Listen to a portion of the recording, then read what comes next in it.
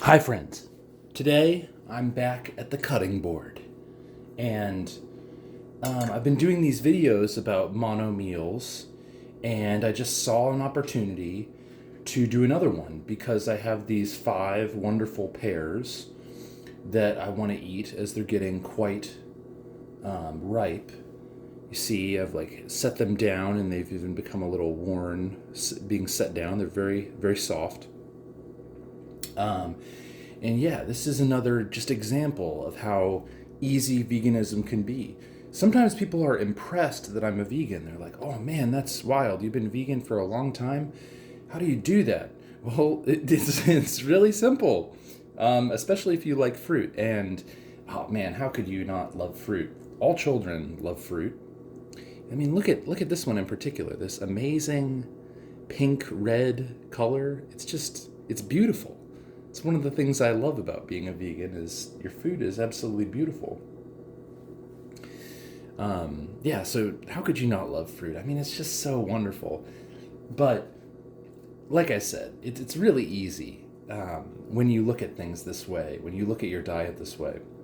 And I guess I'll just talk a little bit about fruit and specifically digestion today as I prepare these pears. I'm going to have them as a meal, the last meal of the day. It's my dinner, I suppose, but I've already had a sort of dinner. I'm still hungry, and so I'm still going to eat because I don't let myself get hungry. I think that you should eat if you're hungry. Um, Largely speaking, veganism is a diet of abundance, and that's another thing that's really fun about it. Um, I've Another thing is that a lot of my friends don't try a lot of different fruits. They don't know what to get or whatever. And like I said in other videos, my advice is just to get whatever's on sale and to try everything until you find your favorite fruits and vegetables.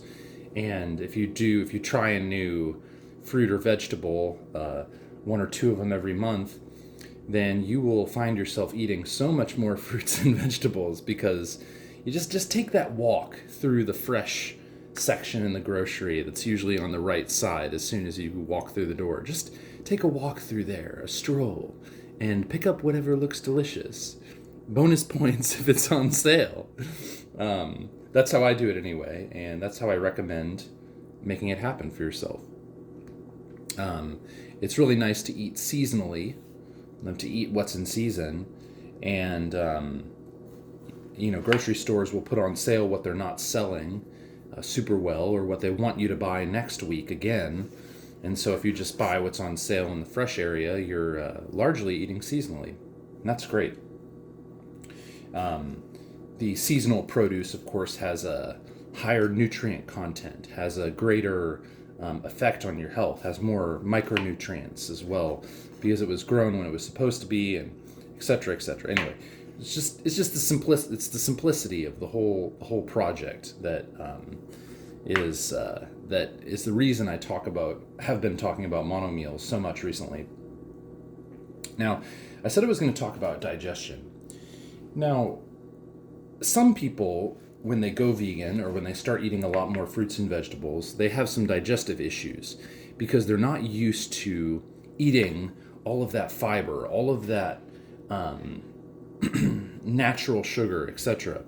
And I think that's because it does take a while for your gut biome to get used to eating more fiber. It's the way I like to see it. The way I like to see it is basically that there is a colony of creatures inside you that helps you digest everything that you eat. And they, more of them will proliferate if you give them more of the food that they eat. So by eating more fruits and vegetables, digesting more fruits and vegetables becomes easier. So if you're going to go vegan, you can if you want, it's fine, it's not going to hurt you, but I would recommend not just jumping into it and going 100% vegan and only eating fruits and vegetables or something like that. I would just add more fruits and more vegetables. And if you really want to go vegan, you can give up one non-vegan source of food a month or something like that. Like, let's say you just eat a standard American diet, you eat whatever, and whatever looks good or tastes good to you, etc. You could give up the easiest thing. Like, maybe you don't really like fish. All right, well, you don't eat fish anymore. You do that for a month. Then you give up red meat, like pork and beef and all those kinds of things. And that's kind of what I did, honestly. It took a long time for me to be comfortable eating in this new way. And for me, the last thing to go, the thing I eliminated at the end, the thing that was hardest to give up for me was cheese. I was a vegan except for cheese for a long time because there are a lot of sort of chemical, what's the word I'm looking for? Not chemical exactly, but a lot of sort of soothing hormones inside milk, that like it's oxytocin sort of chemicals that sort of make you feel like you're being hugged by a mother or something like that. Kind of makes sense that milk would have those things. And cheese is just solidified milk. When you look at cheese as being just solidified milk, it becomes a lot less appetizing, in my opinion. But so that's one aspect of digestion I wanted to talk about.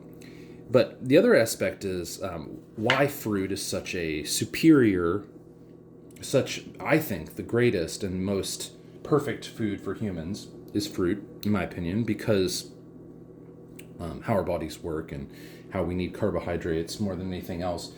But also in the sense that fruit has a lot of water inside of it. As I'm cutting these pears, there's like a wonderful juiciness to each slice of pear.